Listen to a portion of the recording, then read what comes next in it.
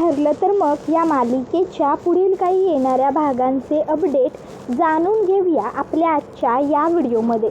चला तर मग प्रेक्षकांनो, सुरुवात करूया आपल्या आजच्या या व्हिडिओला.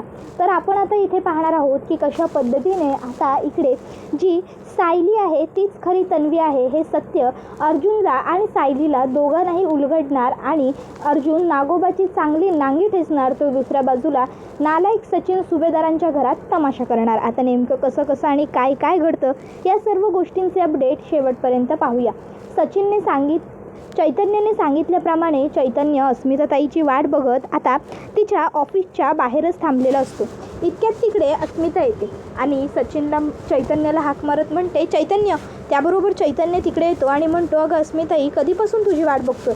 अस्मिता म्हणते, अरे काय सांगू, घरी मॉम अँड डॅड सोडतच नव्हते. बरं ते सगळं सोड, हे घे तू स्मितला घे, थोडा वेळ फक्त त्याला तुझ्याजवळ ठेव, मी पटकन इंटरव्ह्यू देऊन खाली येते. हां. त्याबरोबर तो म्हणतो की हो चालेल.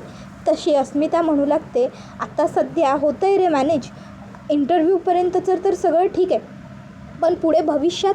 त्यावर मग चैतन्य म्हणतो, म्हणजे अस्मिताई. त्यावर अस्मिता म्हणते, अरे आज इंटरव्ह्यू झाला आणि मला हा जॉब मिळाला की मग पुढे स्मितचं कसं होईल, घरी काय सांगू, काही कळत नाही आहे. सर्व गोष्टींचं ना मला टेन्शन येऊन गेलं आहे रे एकदम.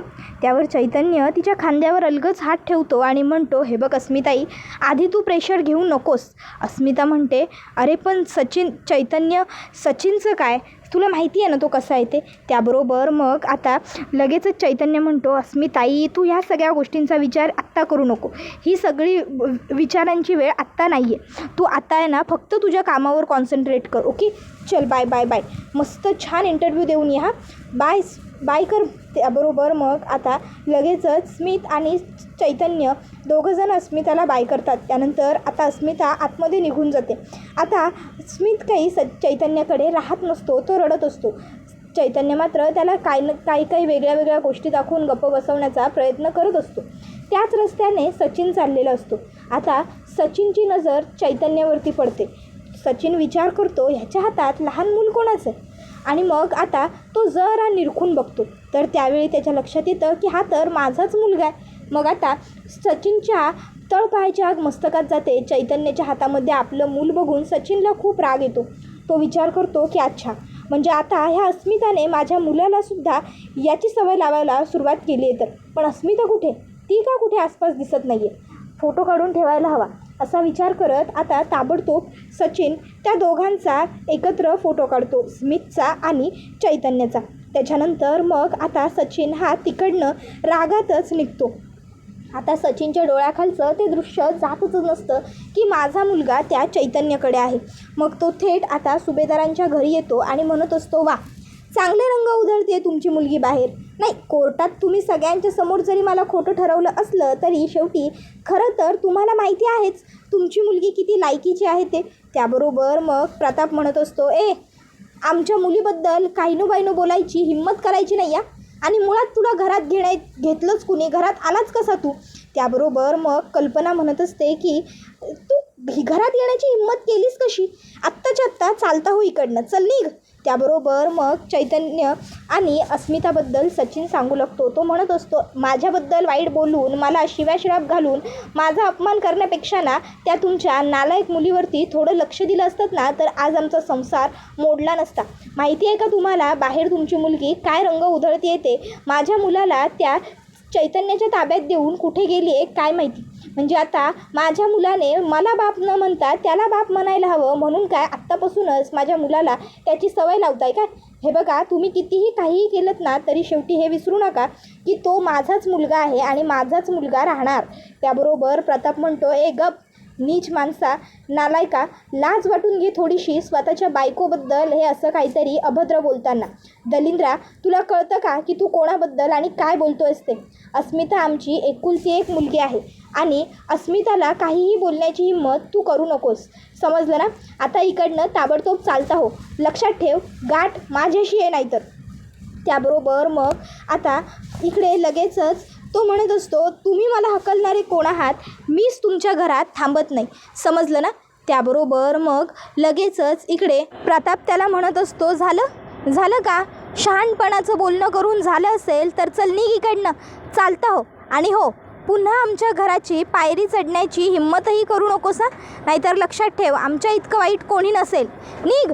त्याबरोबर सचिन तिकडनं जाताना त्यांना म्हणतो हा व्हिडिओ बघा, आणि मग तो चैतन्याचा आणि गोलूचा व्हिडिओ त्यांना दाखवतो आणि तिकडनं जातो. त्याबरोबर कल्पना म्हणत असते, अहो पण खरोखरच स्मितला घेऊन फक्त अस्मिता एकटीच बाहेर गेली होती ना, मग इकडे चैतन्य आला कुठून? चैतन्याला कसं कळलं की ते दोघं कुठे चाललेत किंवा काय? हे बघा, आपण अस्मिताला ह्या विषयावर विचारायला हवं.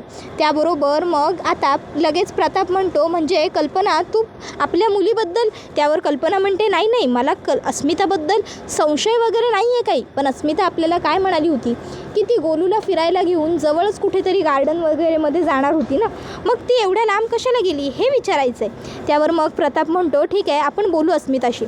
त्याबरोबर दुसऱ्या बाजूला इकडे जी तन्वी, लहानपणीची छोटी तन्वी असते, ती सायलीला घरात सर्वत्र दिसत असते. तिचा वावर सायलीला स्पष्ट जाणवत असतो.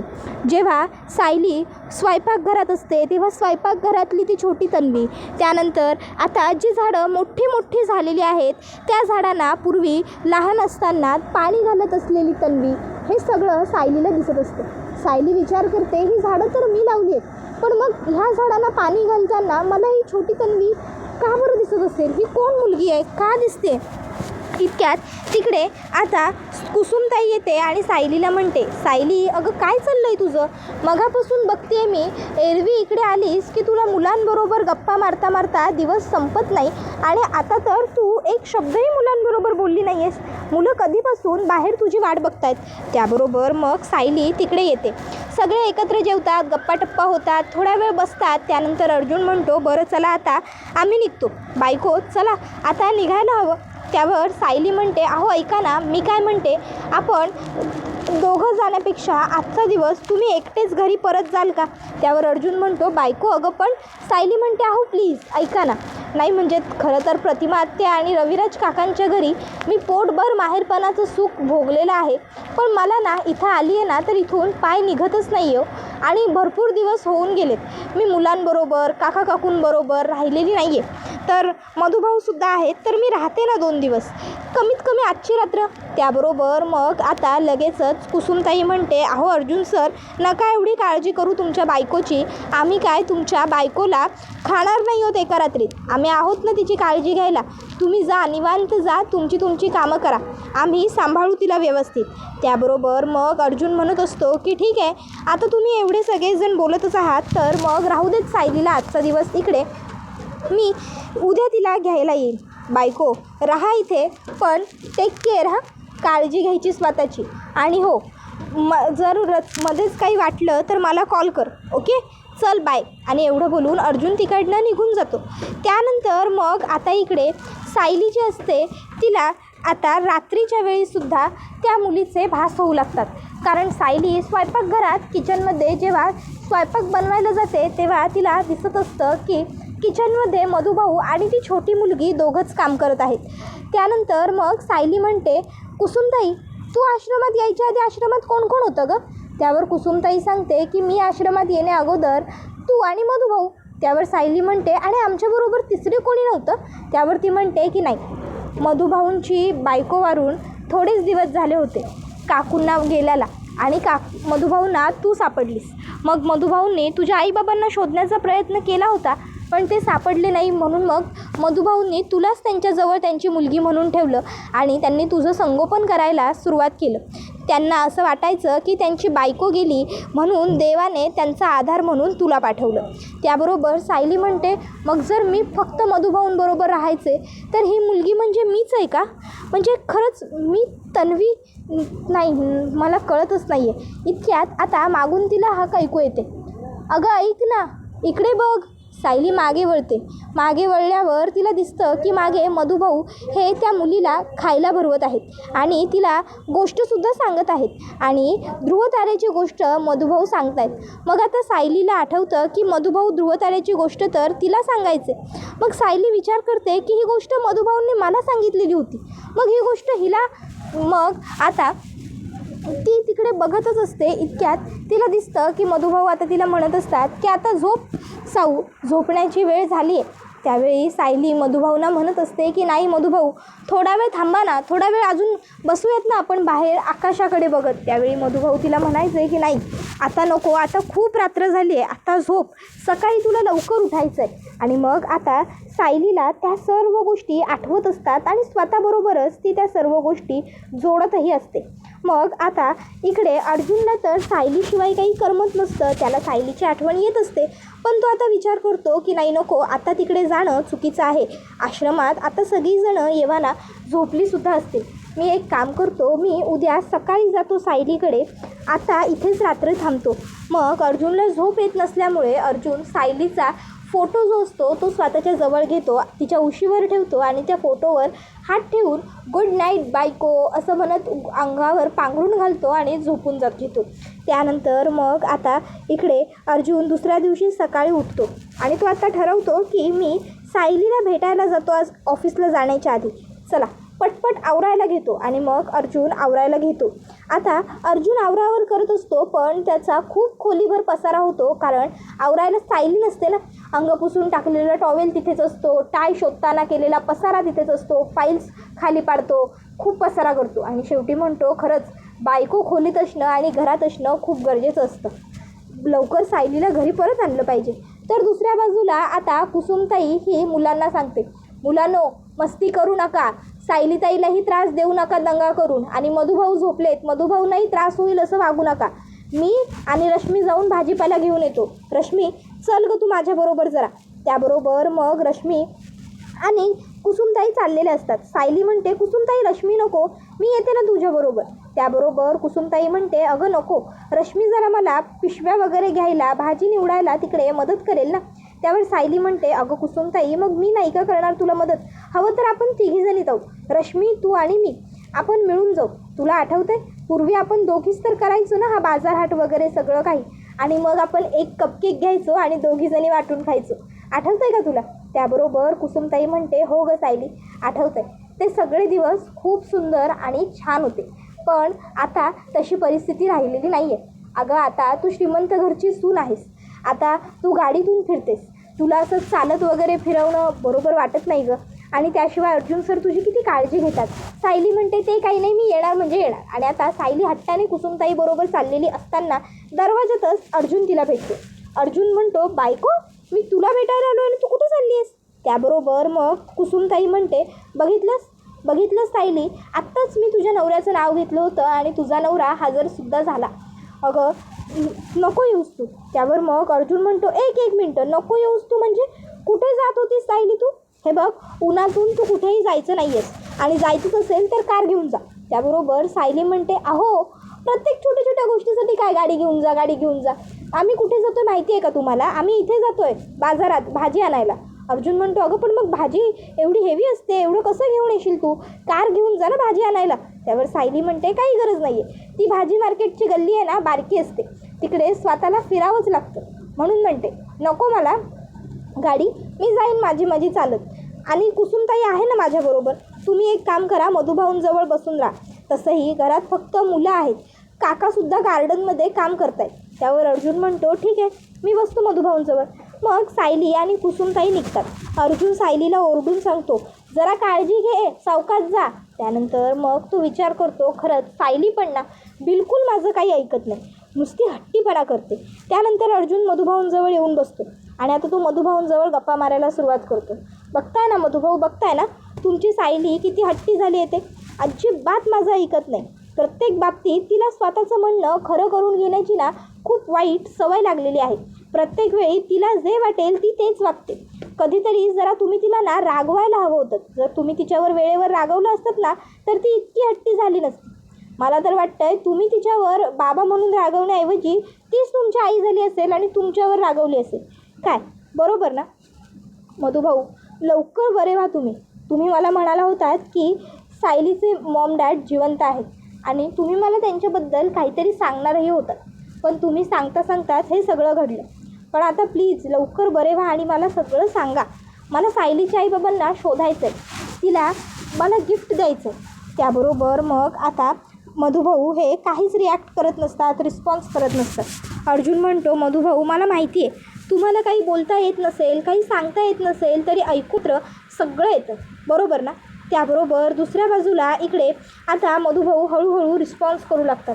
अर्जुन मधुभाऊंशी बोलत असतो, मधुभाऊ एक दिवस तुम्ही पूर्ण बरे व्हाल, माझी खात्री आहे. त्यावेळी आता मधुभाऊंना थोडी शुद्ध येते.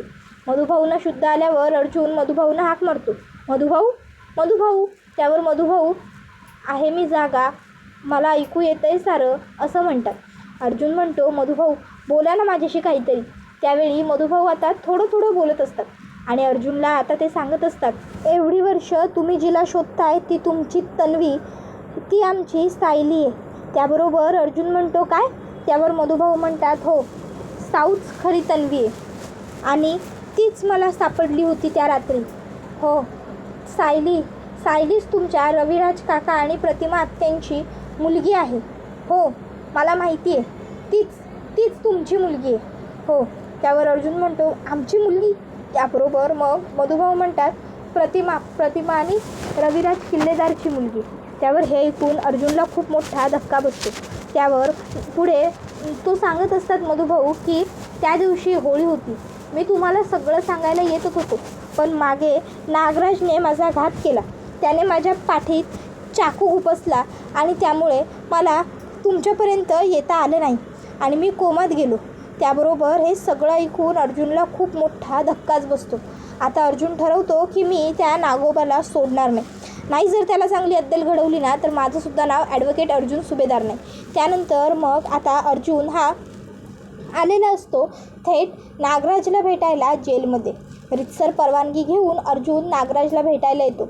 नागराजला म्हणत असतो, आठवतं आहे का तू मला कोडं घातलं होतंस मयासुराने, पांडवांसाठी मयासुराने रचलेली मयासभा, ज्यामध्ये फक्त अंधार दिसत होता तिकडे उजेड आणि उजेड दिसत होता तिथे अंधार होता. त्या कोड्याचं उत्तर मी घेऊन आलो आहे आज तुझ्यापर्यंत. त्याबरोबर तो म्हणतो की काय उत्तर आहे? त्यावर अर्जुन म्हणतो, हेच उत्तर आहे की तू बबली लोखंडे नावाची खोटी तन्वी आमच्या घरात आणलीस. जी आम्हाला तन्वी वाटत होती ती तन्वी नव्हतीच आणि जी आम्हाला तन्वी वाटत नव्हती, जी सायली वाटत होती ती खरी तन्वी होती. सायली खरी तन्वी आहे, बरोबर ना. त्यावर मग आता इकडे नागराजच्या चेहऱ्याचा रंग चढतो. अर्जुन म्हणतो, काय झालं? आश्चर्य वाटलं? हे सगळं आम्हाला कसं कळलं? हे काय होऊन बसलं असं वाटतंय ना? हे सगळं आम्हाला कळलं. फायनली तुला फसवलं गेलं, अडकवलं गेलं. आणि हो, आणखीन एक गुड न्यूज आहे तुझ्यासाठी. आम्हाला सत्य समजण्याबरोबरच आणखीन एक खूप मोठी गोष्ट घडणार आहे. ती म्हणजे मधुभाऊ शुद्धीवर आलेत आणि तू मधुभाऊंच्या पाठीत सुरा उपावला आहे हे सुद्धा मधुभाऊंनी सांगितले. त्यामुळे आता मी तुझ्यावरती मर्डरचे सुद्धा चार्जेस लावणार आहेत, अटेम्प्ट टू मर्डर. त्यामुळे आता तर तू 12च्या भावात जाणार, तू नाही सुटू शकणार. त्यावर नागोबा उड्या मारत टुणटुणीत हसत अर्जुनला पलट उत्तर देत म्हणतो, अरे बावळटा, कोर्टात पुरावे गरजेचे असतात आणि पुरावे तर काहीच नाही आहेत मी या मधुकर पाटलावर हल्ला केल्याचे. मग तू कुठून आणि काय आणि कसं सिद्ध करणार? आता नागोबाला वाटतं आहे की त्याने तो चाकू महिपतकडे दिला आहे, म्हणजे महिपतने तो डिस्ट्रॉय केला, पण महिपतने अजूनही तो चाकू जपून ठेवलेला असतो. त्याबरोबर अर्जुनला तो म्हणत असतो, तू माझं काही वाकडं करू शकणार नाही आहेस ॲडव्होकेट सुभेदार, समजलं का? त्यामुळे चल निघ, कडकडनं सुटायचं, चालतं व्हायचं. त्याबरोबर अर्जुन म्हणत असतो की कुणाला चालतं व्हावं लागणार आहे, कुणाला सुटावं लागणार आहे हे लवकरच समजेल, पण आमची सायली हीच तन्वी आहे ही खूप मोठी गोष्ट फायनली आम्हाला सगळ्यांना समजली.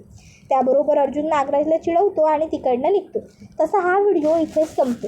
आता तुम्हाला काय वाटतं, तुरुंगात बसलेला नागराज काय करणार, कसं करणार हे आम्हाला कमेंटमध्ये नक्कीच सांगा. त्याचबरोबर व्हिडिओ कसा वाटला हेही सांगायला विसरू नका. पुढचा व्हिडिओ येईपर्यंत या व्हिडिओचा छान पद्धतीने आनंद घेत राहा. तुम्हाला ठरलं तर मग ही मालिका कशी वाटते हे सांगायला विसरू नका. टाटा, बाय बाय, धन्यवाद, take care all of you.